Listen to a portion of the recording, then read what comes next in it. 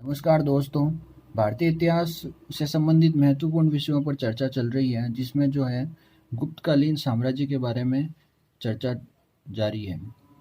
इसके अंतर्गत जो है अपन ने सोर्सेज से रिलेटेड पूरा एक पार्ट बनाया है। सेकंड पार्ट में जो है महत्वपूर्ण जो शासक है श्रीगुप्त है, जो कि संस्थापक है। घटोत्कच है, जिसका उल्लेख मिलता है। चंद्रगुप्त फर्स्ट है, जो कि वास्तविक संस्थापक माना गया है। फिर जो है समुद्रगुप्त है, उसकी कौन कौन सी पॉलिसीज थी। साउथ इंडिया को जब वो जीत रहा था तब कौन सी नीति अपनाई थी। ग्रहण मोक्षानुग्रह, आठविकों के प्रति कैसी नीति थी। और जो थे राजा, जिनका हेड था विष्णुगोप, और जो 12 राजा थे उनके बारे में वर्णन किया है। अब जो नेक्स्ट शासन आता है इसी कड़ी में, और एक और रामगुप्त की ऐतिहासिकता को लेकर जो मत मतांतर है उस पर भी काफ़ी परिचर्चा की है। अब नेक्स्ट शासक है Chandragupta second Vikramaditya. Chandragupta second Vikramaditya basically जो है इसका जो शासनकाल है वो 375 से 412 ईस्वी पूर्व है। यह इन सब शासकों में सबसे योग्य शासक है। इस काल में जो है साहित्य के क्षेत्र में, विजेता के क्षेत्र में, इत्यादि के क्षेत्र में बहुत ज़्यादा तकनीकें विकसित हुई। और ये मतलब साइंस टेक से रिलेटेड भी ये काल बहुत ही इंपॉर्टेंट है, जिसमें सबसे इम्पोर्टेंट है वो है दिल्ली का मेहरौली अभिलेख, जिस पर आज दिन तक जो है जंग नहीं लगा है। आज भी वो कई वर्षों से धूप में बारिश में खड़ा है, लेकिन वो आज भी वैसा का वैसा है। तो चंद्रगुप्त सेकंड विक्रमादित्य बहुत ही इंपॉर्टेंट है। इसकी जो जानकारी मिलती है वो मथुरा अभिलेख से बेसिकली जो है ऑथेंटिक जानकारी मिलती है। इसने जो है विजेता की नीति और कूटनीतिक नीतियों के माध्यम से जो है आगे चल रहे हैं। तो इन्होंने जो है नागवंश की जो थी राजकुमारी कुबेरनागा से शादी की, और उससे जो उत्पन्न पुत्री हुई प्रभावती गुप्त, उससे वाकाटकों से उसकी शादी की। तो वाकाटकों से और नागवंश से जो है अपने वैवाहिक जो थे रिश्ते, उनके माध्यम से अपनी जो है स्थिति सुदृढ़ कर ली थी। फिर उसने जो है उसके दरबार में नवरत्न बैठते थे। नवरत्नों को उसने प्रश्रय दिया, जिसमें घटकरपक, अमर सिंह जिसने अमरकोश की रचना की, धन्वंतरी, कालिदास जो कि उस समय का और आज के युग का सबसे महत्वपूर्ण संस्कृत नाट्यकार माना जाता है।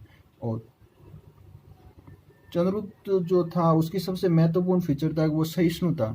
तो उसके सहिष्णुता का क्या स्रोत मिलता है कि चंद्रगुप्त सेकंड वैष्णव व परम भागवत होते हुए भी धर्म सहिष्णु था, जिसने बौद्ध धर्म को भी अपने राज्य में प्रश्रय दिया और शैव धर्म को भी दिया। जैसे आम्रकादव जो उसका सेनापति था वो बुद्धिज्म था, तो उसको भी प्रश्रय दिया। और वीरसेन जो था, जिसका अभिलेख मिलता है उदयगिरी अभिलेख, उसमें जो है शैव धर्म की होने की पुष्टि मिलती है। तो ये बेसिकली धर्म सहिष्णुता का एक द्योतक है। 9 दरबार उसके बैठते थे, 9 दरबार, जिससे अकबर के 9 दरबार बैठते थे उसी तरह गुप्त काल में 9 दरबार बैठते थे। तो इस कारण गुप्त काल को जो है क्लासिकल एज कहा गया है। और उस समय जो है पाटलिपुत्र उज्जैन विद्या के प्रमुख केंद्र बन चुके थे। तो ये बेसिकली चंद्रगुप्त सेकंड विक्रमादित्य के बारे में इम्पोर्टेंस है। फिर जो है मेहरौली का लोह स्तंभ है वो इम्पोर्टेंट है, उस पर जो आज दिन तक जो जंग नहीं लगा है। यह जो है आधुनिक दिल्ली में मेहरौली नामक स्थान पर स्थित है, जिस पर संस्कृत भाषा गुप्तकालीन ब्राह्मी लिपि में लेख लिखा हुआ है। इसमें किसी चंद्र नामक जो है शासक की उपलब्धियों का विवेचन है। तो इस पर भी मत मतांतर है कि चंद्र कौन सा था और चंद्र कौन सा था। तो ज्यादातर जो विद्वान जो जो पहुंचे निष्कर्ष, उन्होंने ही माना कि चंद्रगुप्त जो सेकंड था गुप्त काल का, उसी से संबंधित है। फिर जो है और इम्पोर्टेंट शासक आता है, उसका नाम है कुमारगुप्त। कुमारगुप्त बेसिकली जो है बहुत ही वीर योद्धा है, जिसका जो शासन काल है 412 से 455 ईसा पूर्व माना गया है। चंद्रगुप्त द्वितीय व ध्रुव देवी का पुत्र कुमारगुप्त, जिसके समय सामान्य रूप से गुप्त साम्राज्य स्थिर दिखाई देता है। वैशाली से प्राप्त मुद्रा 529 मालव संवत के मंदसौर अभिलेख से गोविंद गुप्त का भी उल्लेख मिलता है। लेकिन गोविंद गुप्त बेसिकली अल्पकाल समय के लिए बैठा था, जिस तरह रामगुप्त बैठा था। बेसिकली जो मेन जो राजा था वो कुमारगुप्त ही था। कुमारगुप्त की जो सबसे इंपॉर्टेंट फीचर है वो है नालंदा विश्वविद्यालय की स्थापना करना। Very very important. कई एग्जाम पूछा गया, नालंदा विश्वविद्यालय की स्थापना किस शासन के काल में हुई थी। नालंदा विश्वविद्यालय कुमारगुप्त के समय हुई थी। फिर जो है गुप्त शासकों में सर्वाधिक अभिलेख कुमारगुप्त के ही है। कुमारगुप्त के सिक्कों से पता चलता है कि उसने अश्वमेध यज्ञ किया था। ये देखिए आप लिखा हुआ है, सबसे ज्यादा अभिलेख प्राप्त हुए हैं। और अश्वमेध यज्ञ भी किया था। और कुमारगुप्त शासक प्रतिनिधि विल्सड अभिलेख से प्राप्त होती हैं। हेनसांग के विवरण के अनुसार उसने शकादित्य या कुमारगुप्त के शासनकाल में ही नालंदा विश्वविद्यालय की स्थापना हुई थी।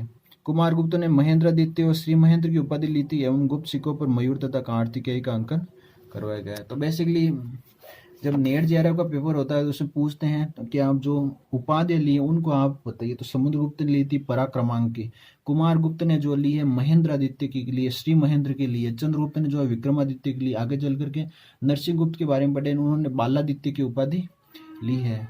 स्कंदगुप्त है, उसने भी उपाधि ली है। तो इस तरह से जो है उपाधियों से रिलेटेड क्वेश्चन मिलते रहते हैं।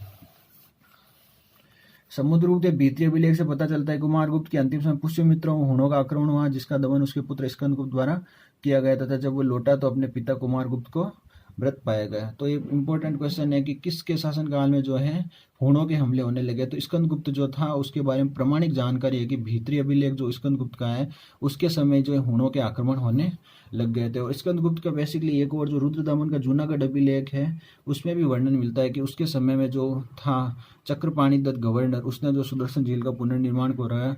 और स्कंदगुप्त ने 467 ईस्वी में चीनी शासक सांग के दरबार में दूध भी भेजा था।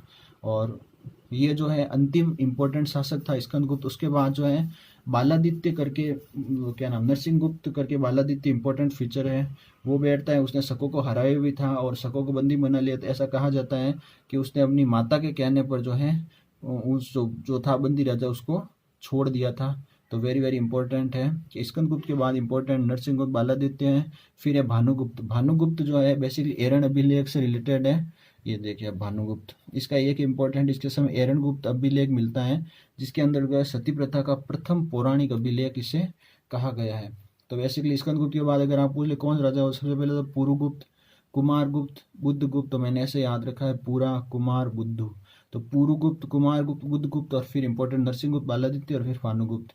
अंतिम जो है विष्णुगुप्त अभिलेख, विष्णुगुप्त है जो अंतिम है और उसकी जो मृत्यु हो जाती है। गुप्त साम्राज्य 550 ईस्वी में समाप्त हो जाता है। फिर जो है गुप्त काल का सैलिएंट फीचर है हुणों का आक्रमण।